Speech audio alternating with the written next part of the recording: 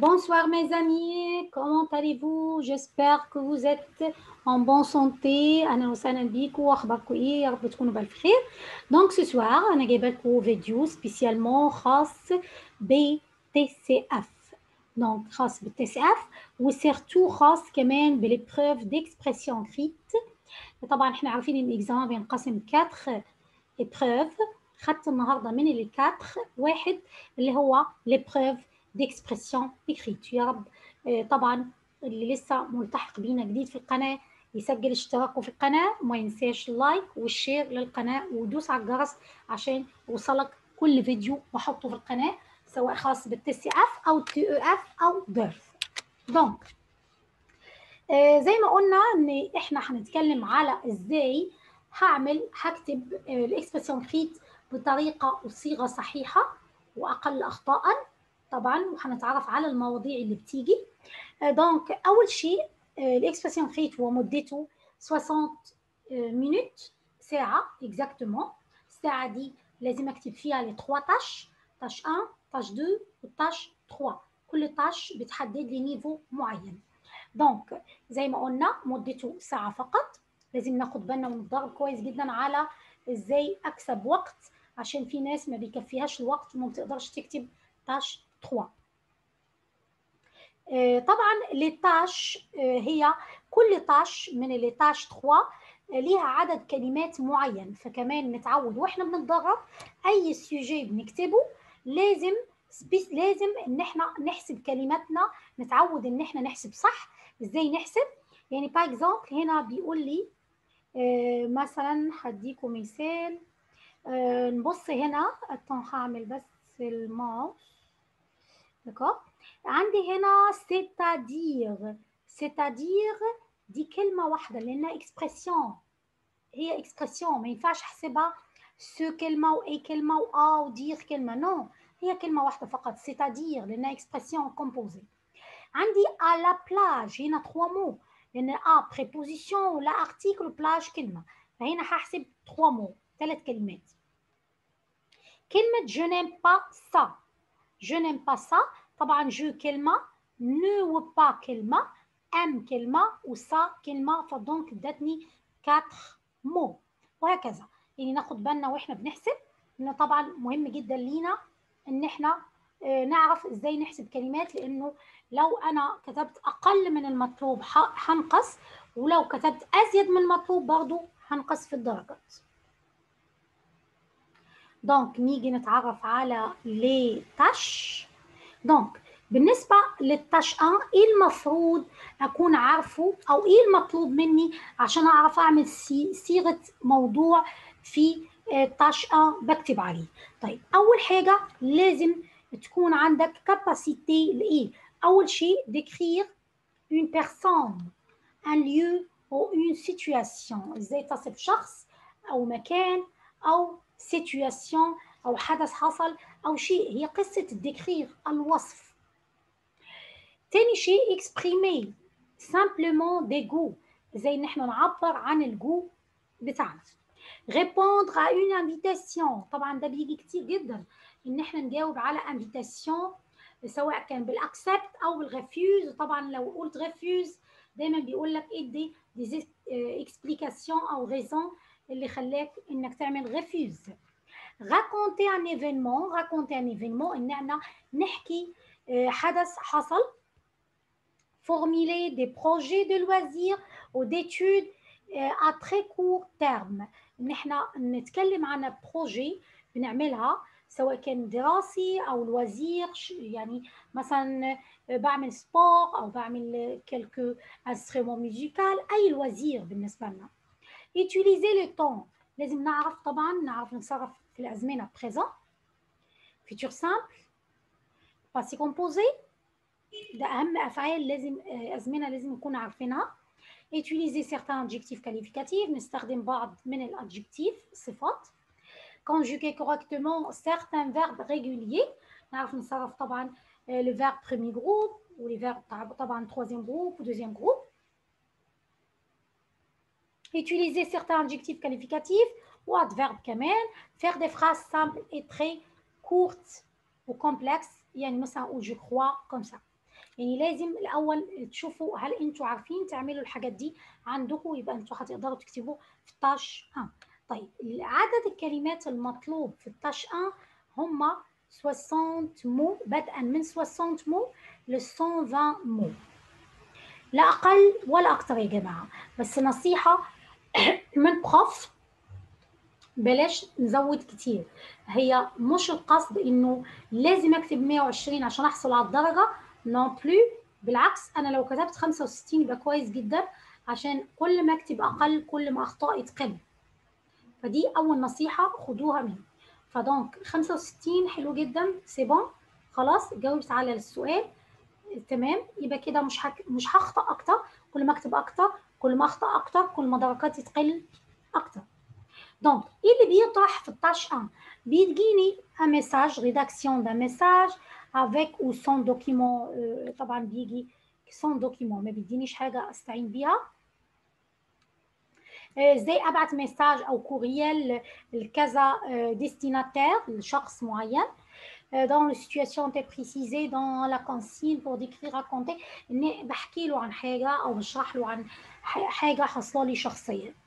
ده بالنسبه للتاش 1. هنيجي ناخد quelques exemples في التاش 1. Voilà. عندي sujet 1. Vous envoyez un courriel à votre ami pour l'inviter à dîner chez vous. Vous lui donnez votre adresse et l'heure de rendez-vous.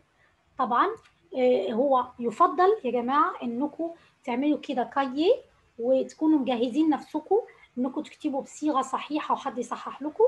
ازاي اكتب كوريال، المقدمة بتاعتي، النهاية بتاعتي. لو هو قال لي 60 كلمة يكون معايا مقدمة البداية والنهاية على الأقل مثلا من 25 ل 30، يبقى أنا ضامن إن معايا نص الكلمات حافظهم من غير أخطاء.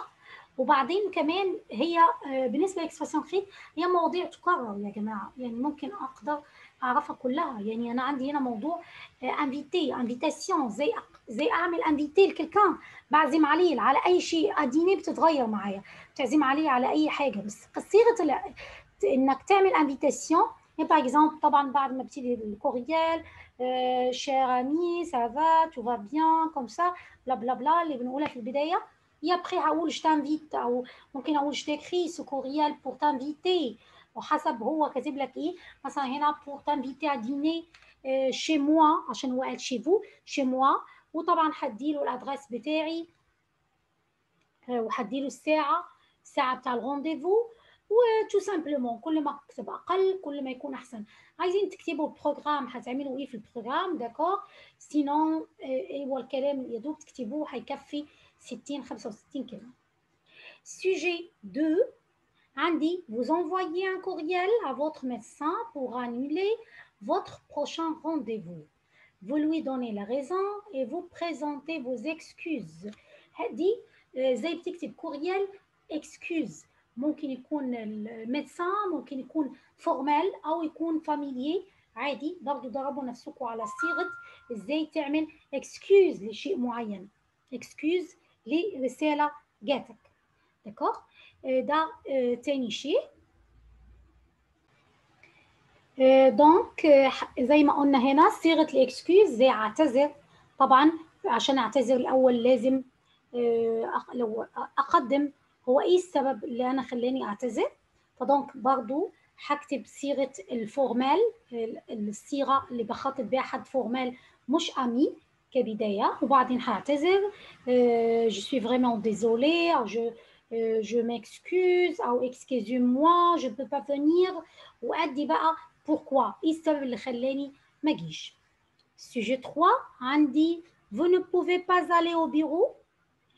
Vous envoyez un courriel à votre patron, vous lui donnez la raison et vous présentez vos excuses. نفس الشيء تقريبا، قريب شوية. نحن مش عارفين نروح المكتب للشغل، هنبعت كوريال للباترون او الديريكتور عشان نقول له ايه السبب اللي خلانا ما نجيش للشغل. وطبعا هقدم اعتذاري نفس الشيء. sujet 4. vous cherchez un appartement, vous écrivez une petite annonce sur un site internet, vous décrivez l'appartement que vous souhaitez, taille, lieu, prix, date. Donc احنا بنبحث عن appartement، هنكتب annonce على السيت انترنت. ده بقى مختلف، ما عنديش كوريال. لما اجي اكتب اي حاجه على السيت انترنت كبلوج، بمجرد بكتفي بونسوار او سالو بس، وابتدي اكتب انا عايز ايه. جو شيرش واقول جو شيرش هنا، جو شيرش ان ابارتمون، وبعدين لازم اقول التاي بتاعها، انا عايزه ان بيتي ابارتمون او جراند ابارتمون. اقول او سو تروف مثلا، je préfère qu'il se trouve مثلا au centre ville او près de centre ville. ممكن اقول البري بتاعها، السعر بتاعها يعني تقريبا كام. ممكن اقول دات، يعني محتاجينها امتى. D'accord. Sujet 5, vous cherchez un travail, vous écrivez une petite annonce sur un site internet, vous parlez de votre expérience, de vos diplômes. Donc, il y a la même chose, le 4 ou 5, هنكتب في site internet برضو bonsoir أو bonjour à tous، وبرضو هكتب je cherche un travail. طبعا هعمل بريزونتاسيون البروفيسيون بتاعي مهنتي، يابخي هتكلم على الاكسبيريونس بتاعي وعلى دبلوم هي اقرب منها ما يكون شويه من بريزونتاسيون. Sujet 6, vous écrivez un courriel à tous vos amis pour les inviter à votre anniversaire. Vous leur donnez votre adresse, l'heure et rendez-vous et leur dites ce qu'ils doivent تابورتي. دونك هنا هنكتب كوريال لاصدقائنا عشان ندعيهم الانيفرسير، هنكتب لهم الادريس، الساعه، ونقول لكل واحد ممكن يجيب ايه. دي نفس صيغه السوجي طبعا، عشان كده بقول لكم المواضيع شبه بعضها. صيغه ازاي اعزم، بس هنا هعزم الجماعه يعني اكتر من واحد. وزياده هنا هقول لهم vous n'oubliez pas d'apporter avec vous مثلا حد اقول له جيتار، حد اقول له سي دي، كوم سا يعني. Sujet 7, vous avez passé une très bonne soirée chez vos amis hier. Vous leur renvoyez un courriel pour les remercier et leur dire pourquoi vous avez passé un bon moment. هنا هبعت قضينا ليلة جميلة مع الأصدقاء، هنبعت كوريال عشان نشكر أصدقائنا لأنهم يعني وفروا لنا الجو إن إحنا إنك تقضي وقت جميل، فهي رسالة شكر. وكمان هنتكلم شوية ازاي انبسطت في الليلة دي. Sujet 8, votre télévision ne fonctionne plus. Vous envoyez un message au service technique du magasin, vous expliquez votre problème et demandez une assistance technique. Donc ده مختلف شوية، هنبعت envoyer message ممكن على التليفون par exemple. ان التلفزيون ما بقاش بيشتغل، هنبعت مساج للسيرفيس تكنيك بتاع المجازان اللي احنا اشترينا منه عشان نشرح المشكله اللي عندنا ونطلب ان حد يجي يصلح التلفزيون. طبعا لازم نقول ان احنا انا اشتريت التلفزيون من اسبوع مثلا، كان شغال وكل حاجه، بس ابخي ما فونكسيون بلو، وابتدي اشرح. Sujet 9, votre collègue de travail est malade depuis plusieurs jours. Vous lui envoyez un courriel pour prendre de ses nouvelles. Vous donnez également des nouvelles du bureau. Donc هنا هكتب لصديقي في العمل، زميل عمل، هو كان تعبان من كذا يوم، هنبعت كوريال عشان نقول له اخبار الاخبار، لا عشان ناخد اخباره ونطمن عليه، وكمان هنطلب وهنقول له عن الاخبار اللي وقع في العمل. Sujet 10, vous souhaitez aller en vacances chez votre ami qui habite loin de chez vous. Vous lui envoyez un message, vous lui demandez si vous pouvez aller chez lui ou chez elle, vous lui donnez vos dates. Donc هنا هبعت كوريال اني عايزه اقضي اجازه عند صديق او صديقه اللي بتعيش بعيده عني. هنطلب منها هل ممكن نيجي، طبعا بنطلب بيرميسيون، وكمان هندي الدات اللي احنا هنيجي فيها. فوالا دي كانت كالكوز اكزامبل بالنسبه لتاش 1 في اكسبريسيون كريت. ده بروميي، طبعا ده اول فيديو هعمله خاص بالاكسبريسيون كريت تي سي اف على تاش 1، وكلكو كونساي زي ما قلنا ناخد بالنا يا جماعه ان احنا نحسب الكلمات صح. تاني شيء ما نزودش عن 60 65 67 ماكسيموم بلاش نوصل لغايه 120 عشان ما نعملش اخطاء. فوالا كيلكو زيكزامبل، وهشوفكم في الفيديو القادم ونتكلم على tâche 2. Donc à tout à l'heure.